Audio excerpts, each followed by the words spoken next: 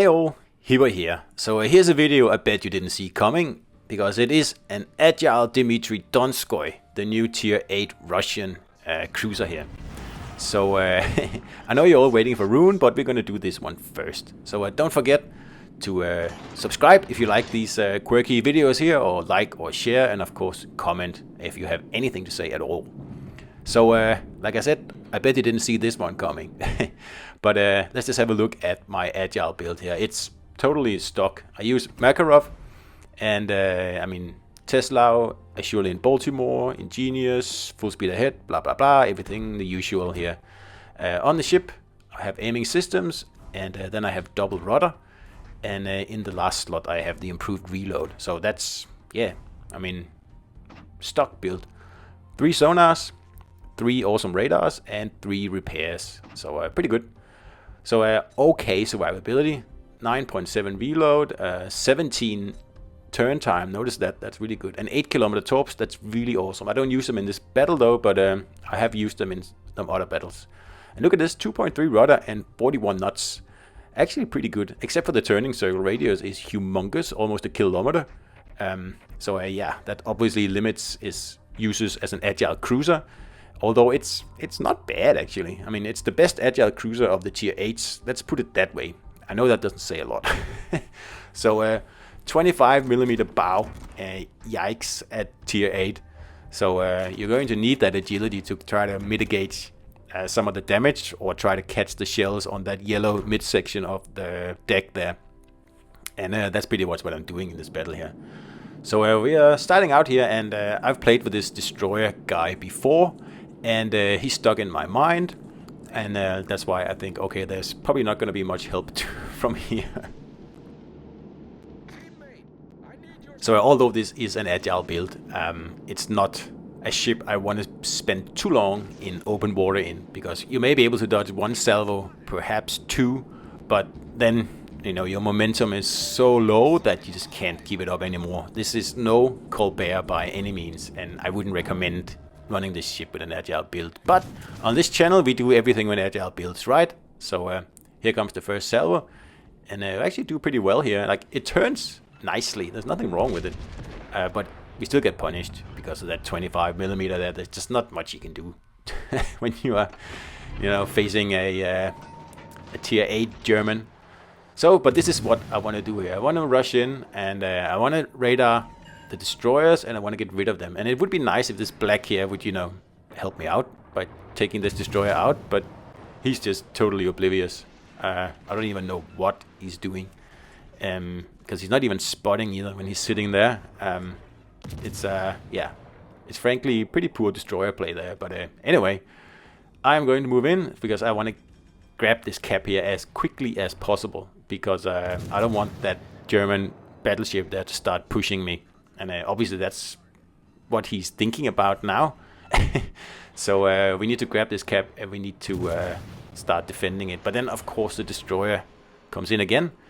But that's why I moved all the way up here. So in case the destroyer came in, I would be able to sonar him, which is what I'm doing now. And I'm like kind of asking the destroyer, hey, how about you, you know, shoot that other destroyer there, so I don't have to go out in front of the battleship. I mean, you can just pop up on the side and give him a few rounds and take him out, and that's it. And you go unspotted right after. But no, he's just sitting in his spot there. Now he's finally shooting, because the enemy destroyer actually comes all the way out, so he doesn't have to move. So of course that's wonderful for him. A little bit, you know, yeah, whatever.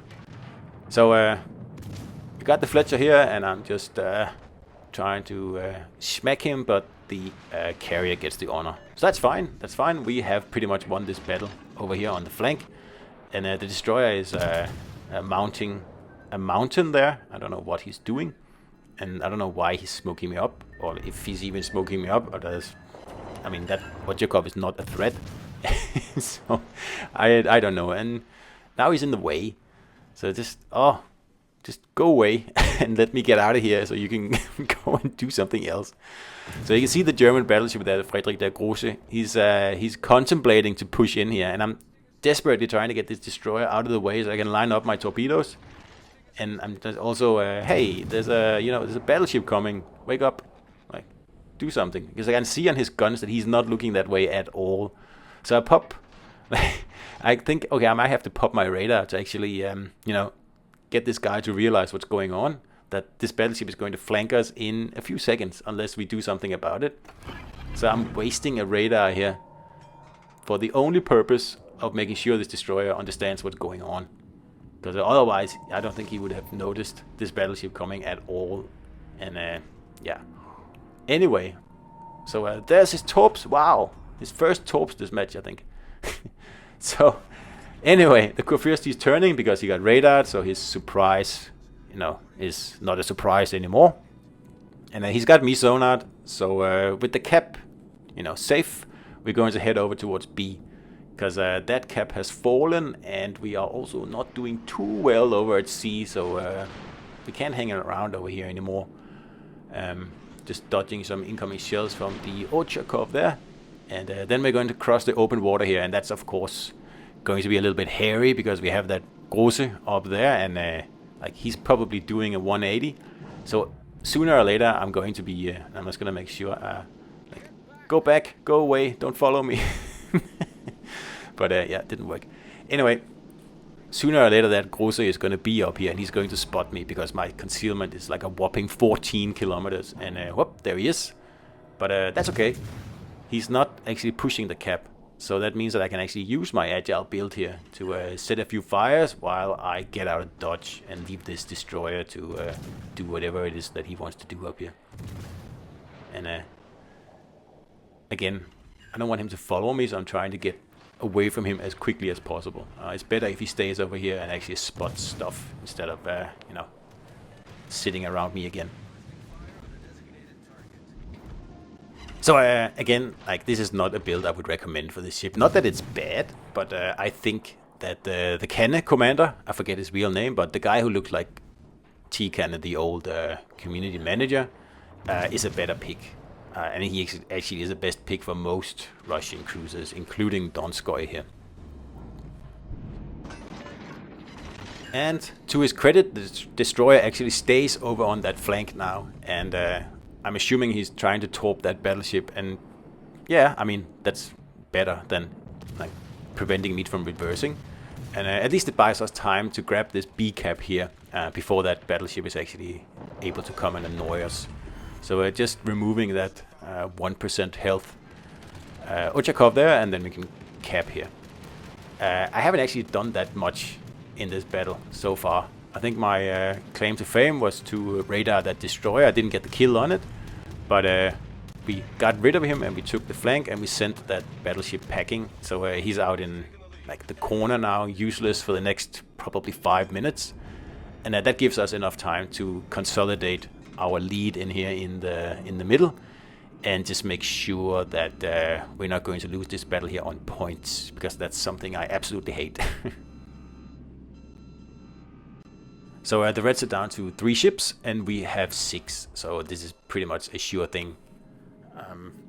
They don't have any destroyers left, which is also obviously a plus. They have a Stalingrad, but he's low health, and he's also in a pretty bad position because he's going to have to push into our B cap here, and I don't think he really wants to do that because, well, he is pretty much outnumbered and he's taking pretty heavy fire there. So someone got him good, and that's my cue.